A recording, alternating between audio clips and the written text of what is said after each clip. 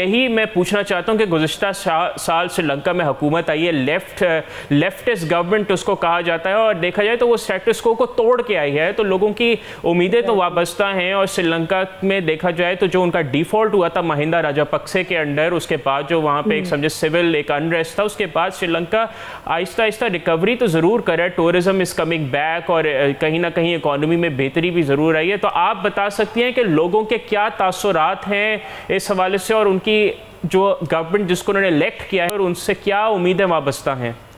असल में नाज़रीन, ये बात इस वक्त बहुत समझना ज़रूरी है कि IMF जो एक इदारा है, ये सिर्फ एक इदारा नहीं है, ये एक आइडियोलॉजी भी है, ये एक किस्म का इम्पीरियलिज्म भी है। और IMF हर मुल्क में हमारी इकॉनमी को डिक्टेट भी कर रहा होता है, उसको डिसाइड भी कर रहा होता है, और आवाम के लिए क्या मसाइल पैदा होने वाले हैं ये भी IMF के साथ किए गए मुआहदों से इसका अंदाज़ा लगाया जा सकता है। तो श्रीलंका में भी कुछ ऐसी ही सूरत हाल है। कल ही गवर्नमेंट ने नया बजट अनाउंस किया है श्रीलंका में, और यहाँ काफ़ी लोगों का उस पर काफ़ी ज़्यादा हद तक क्रिटिसिज्म है, लेकिन ज़्यादातर क्रिटिसिज्म इसी बात से निकल रहा है कि IMF का कोई अल्टरनेटिव नहीं निकाला गया। अभी भी IMF के साथ ही काम किया जा रहा है, उनके ही स्ट्रक्चरल एडजस्टमेंट प्रोग्राम्स के तहत जो है वो इस वक्त इकॉनमी को रीशेप किया जा रहा है।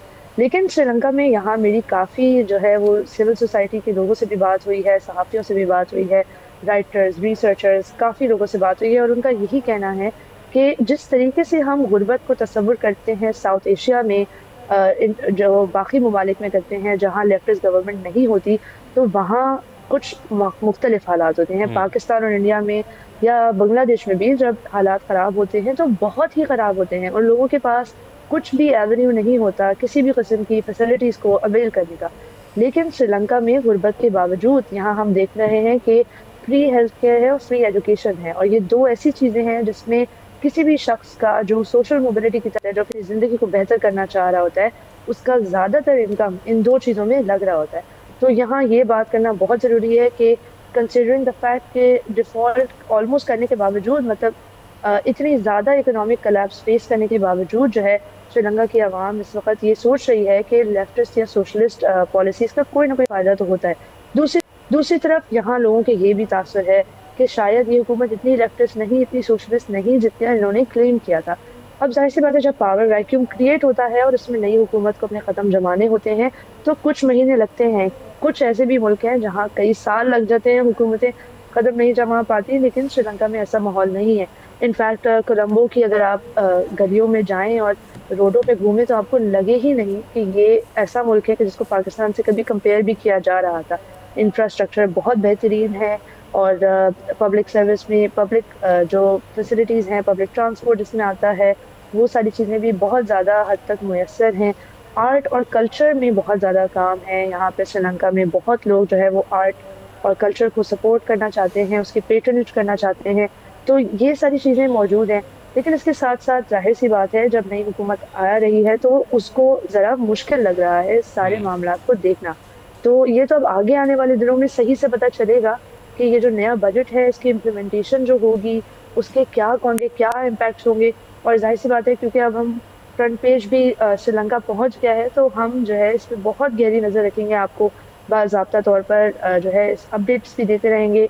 We will also get on board some researchers and writers and activists जो इस वक्त यहाँ श्रीलंका में काम कर रहे हैं, तो हम उनको भी अपने अगले आने वाले शोज़ में इंटरव्यू करेंगे और उनसे बातचीत करेंगे। बिल्कुल, और नाज़रीन, श्रीलंका को कवर करना इस वजह से भी हमारी थीम के लिए रेलेवेंट है कि एक तो it is a very important country in the region South Asia के हवाले से, और पाकिस्तान के उनसे तादेर ताल्लुकात रहे हैं। अब बात करते हैं कि मैं यहाँ क्यों हूँ। असल में यहाँ श्रीलंका में एक इंस्टीट्यूशन है क्रिया के नाम से, जो फेमिनिस्ट सॉलिडारिटी के ऊपर काम करता है। साउथ एशिया में जितने भी फेमिनिस्ट हैं, राइटर्स हैं, रिसर्चर्स हैं जो फेमिनिज्म के ऊपर काम करते हैं, औरतों के हुकूक के बारे में बात करते हैं, सबको इन्होंने एक कमरे में जोड़ा है, और ये बहुत ही सिग्निफिकेंट मोमेंट है हम सब के लिए। इंडिया, बांग्लादेश, पाकिस्तान, नेपाल, श्रीलंका, तमाम मुल्कों से इस वक्त जो है ख़वातीन मिलकर इस चीज़ के ऊपर डिस्कशन और डिबेट कर रही हैं कई दिनों से कि किस तरीके से हम इस मुकाम पर आए हैं कि हमारी तमाम सोसाइटीज़ में औरतों के हकूक़ की नज़रअंदाजी हो रही है और कंटिन्यूसली होती रहती है। यहाँ मैं आपको ये भी बताऊँ कि आज जो है वो मैं एक ख़ास तौर पर ایک فشنگ کمیونٹی سے ملنے گئی تھی. شری ومکتی نام کی یہ آرگنائزیشن ہے, شری ومکتی فشر ویمن آرگنائزیشن, اور یہ بالکل انڈیجنس کمیونٹی ہے. یہ وہ عورتیں ہیں جنہوں نے اپنا خود مختاری کے طور پر اپنے آپ کو سپورٹ کیا ہے, اپنی تنظیم سازی کی ہے, اور اب یہ سوسائٹی میں ہونے والے کئی ایشوز کے ساتھ ڈیل کر رہی ہیں. یہاں میں ناظرین کو یہ بھی بتاؤں کہ سری لنکا میں آرگنائزیشن ہے نیشنل فشری سولیڈیرٹی موومنٹ, نیفسو کے نام سے, اور اس آرگنائزیشن کو 1997 میں قائم کیا گیا تھا کیونکہ سری لنکا ایک ہے اور بالکل ایک آنسو ٹیئر ڈراپ کے شیپ کا آئیلینڈ ہے. آپ کے اسکرین پر بھی آپ کو نظر آئے گا. تو یہ ایک obviously یہاں پہ فشنگ کا بہت زیادہ امپورٹنٹ رجحان ہے. فشنگ کے اوپر بہت زیادہ کمیونٹیز انحصار کرتی ہیں, اور یہ نیفسو جو ہے یہ 17 ڈسٹرکٹس میں موجود ہے. اس کے 9,000 سے زیادہ ممبرز ہیں, اور انٹرسٹنگلی 2/3 ہے 9,000 میں سے عورتیں اور یوتھ ہیں. تو ظاہر سی بات ہے کیونکہ یوتھ ہم سب کا فیوچر ہے, اور عورتوں کے بغیر کوئی بھی سوسائٹی نامکمل ہے. ان کے کام کے بغیر, ان کی محنت کے بغیر کچھ بھی نہیں ہو سکتا. ساری نیشن اسٹیٹس کھڑی ہی عورتیں اور مردوں نے مل کے کام کیا, تو یہ ہم سب چل رہے ہیں. تو یہ ہم شری ومکتی کے جو خواتین تھیں ان سے ملے, اور ان کی سٹوریز سن کے ہمیں اندازہ ہوتا ہے جو ریزیلینس نام کی چیز ہے وہ کیا ہوتی ہے.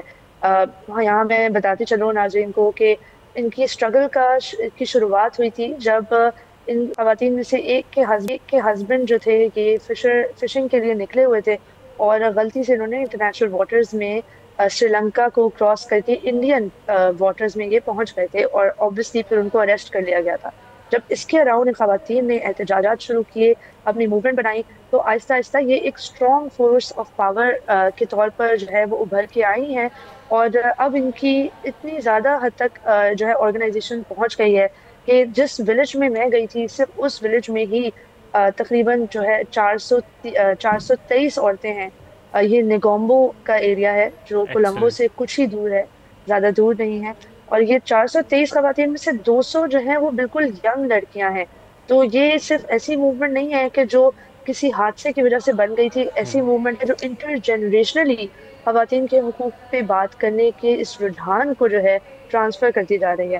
یہاں یہ بھی بتاتی چلو, بالکل اینڈ آنیسٹلی یہ ان کا ورک, ان کا کام جو ہے وہ دیکھنے کے قابل ہے. اصل چیز ہے ہم سب نے یہی اس کانفرنس میں ریکگنائز کیا ہے اور ریئلائز کیا ہے کہ سب سے جو بڑی امپورٹنٹ چیز ہے وہ یہ ہے کہ انڈیا, بنگلہ دیش, پاکستان, نیپال, اس خطے میں یہ جو تمام ممالک ہیں, ہم سب کو ایک ساتھ ملنا پڑے گا. اب دنیا بہت بدل گئی ہے, تو کیونکہ یہ ایک رائٹ ونگ کی ویو ہے, South Asia has to get together.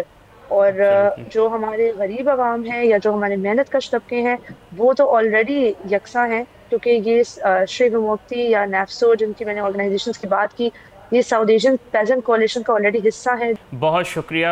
I hope کہ جو آپ کانفرنس اٹینڈ کرنے گئی ہیں, آپ you have a good time in Sri Lanka. Obviously Sri Lanka is a very beautiful place, tourism کے لحاظ سے بھی کافی زبردست وہاں کے لوگ ہیں, اور ہم آگے بھی سری لنکا کی جو گورنمنٹ پالیسیز ہیں اس کے حوالے سے بات کرتے رہیں گے. سبسکرائب کریں اور بیل دبائیں تاکہ کوئی خبر رہ نہ جائے.